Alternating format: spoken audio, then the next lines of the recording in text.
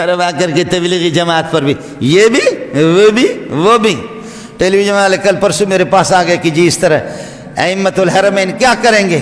ائمہ حرمین یا کسی عربی مولوی سے کہتے ہیں تبلیغی جماعتیں خرافات والے قبوری جین ہیں. تبلیغی جماعت والے قبر والوں کو مشرکین کو لا کر کے نمازی بنایا, انہوں نے موحد بنایا. 6 نمبروں سے پہلا نمبر لا الہ الا اللہ کلمہ توحید سے بڑھ کر کے اگر تمہارے پاس کوئی توحید ہے سعودیہ میں تو وہ بتا دو.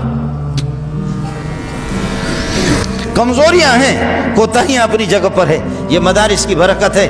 دارالعلوم دیوبند قائم ہو گیا اور انگریز جب یہاں سے بھاگا, انگریز کے بھاگنے کے بعد ادھر دارالعلوم دیوبند ہے. آپ کو بتاؤں, مولوی آپ کو صاف نہیں بتائے گا, آپ کو بتا رہا ہوں صاف کوئی نہیں بتائے گا.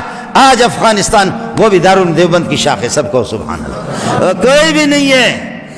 وہ صلاۃ وسلام یا رسول اللہ والے بھی نہیں ہے. آپ سمجھ رہے ہیں, وہ یہ بھی نہیں ہے.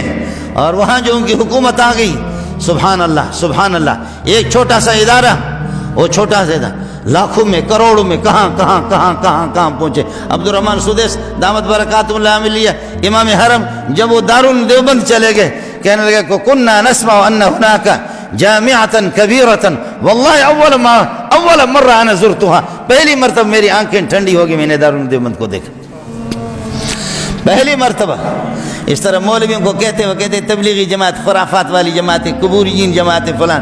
ہاں تبلیغ میں کچھ بھیڑ آ بھی گئے ہیں تو آ گئے ہیں, وہ تبلیغی جماعت کے نہیں ہیں. تبلیغی جماعت کو پتہ کر دو, تم بتا دو. اللہ کے فضل و کرم سے کمزوریاں ہیں, کوتاہیاں ہیں, لیکن کام کر رہے. میں عرض کر رہا ہوں کہ جب گورے کو نکالا, گورے کو نکالنے کے بعد بچوں میں اور بچیوں میں اور ان میں محنت مدارس کا شروع ہو گیا. بے کس بے سہارا, کسی حکومت کا کوئی سہارا ان کو, کوئی حکومت کی سپورٹ بھی ان کو حاصل نہیں.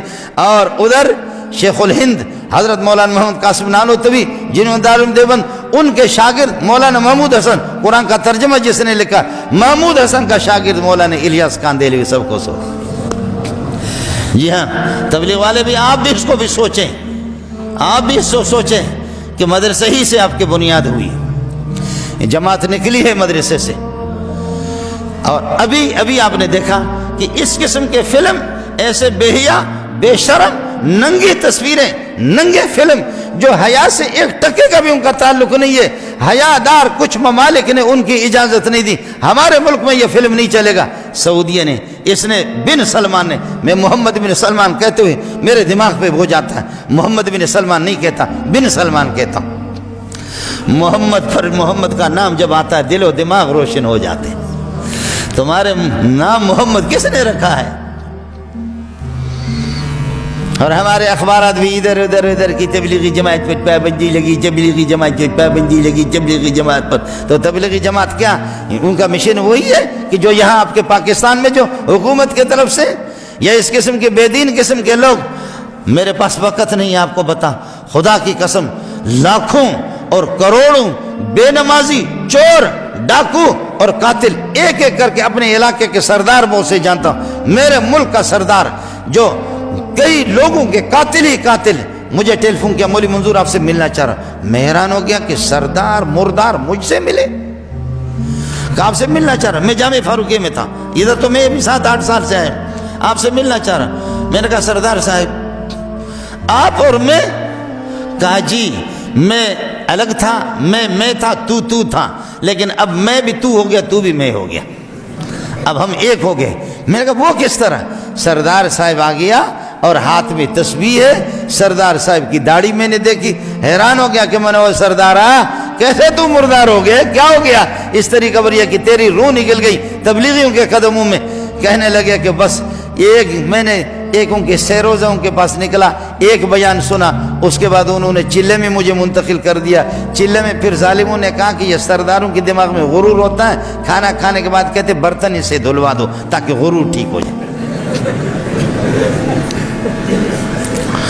کتنے قاتل, کتنے زانی, کتنے شرابی آپ کے معاشرے میں. ان لوگوں سے میں ملا ہوں جس نے 200 250 قتل کیے، ضیاء الحق کو اس کی گرفت نہ کر سکے، بھٹو مرحوم گرفت نہ کر سکے، اور اللہ آپ کا بھلا کریا کہ بعد میں بے نظیر اور نواز شریف اور پھر وہ دوسرا ایک مشرف پتہ نہیں کیا، کوئی بھی اس کی گرفت نہ کر سکا، لیکن تبلیغ والوں نے اس کو قید کر لیا۔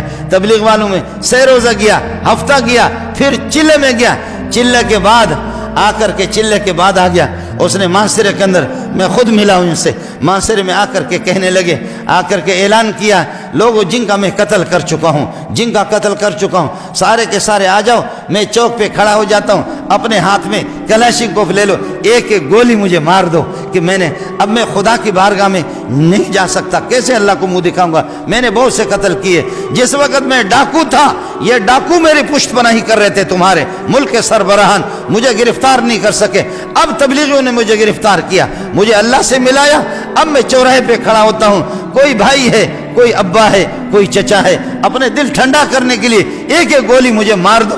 جب اس نے اپنے آپ کو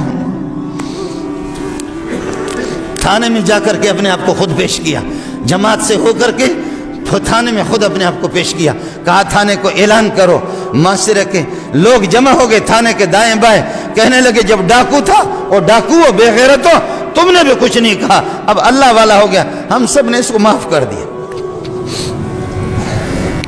اب یہ اللہ والا کمزوریاں ہیں، کوتاہیاں بھی ہیں، آپ کے علم میں لانا چاہتا ہوں، یہ خبر ہے غلط، اور اگر غلط نہیں ہے صحیح خبر ہے تو ان اماموں کی بھی مجبوری ہے، اور کچھ لوگوں نے ان سے کہلوایا ہے، تبلیغی جماعت کی اپنی خدمات ہیں، اللہ کے فضل و کرم سے میں اختلاف ہوتا ہے، آپ کو اختلاف ہوگا کسی مسئلے میں، میرے شیخ نے ایک جملہ کہا ہے، حضرت رئیس المحدثین جو تقی صاحب کے بھی استاد ہے، مفتی نظام الدین کے بھی استاد ہے، میرے جیسے ہزاروں مولویوں کے استاد ہیں، شیخ الحدیث مولانا سلیم اللہ خان رحمۃ اللہ علیہ، فرمایا خیرہم غالب علی شرہم، خیرہم غالب علی شرہم، تبلیغی جماعت کی بھلائیاں اور نیکیاں ان کی برائیوں پہ غالب ہے، خبردار مخالفت نہیں کرنا، تعاون کر سکتے ہو کرو، نہیں کرو مخالفت نہ کرنا، ورنہ ایمان کی نعمت چھل جائے گی۔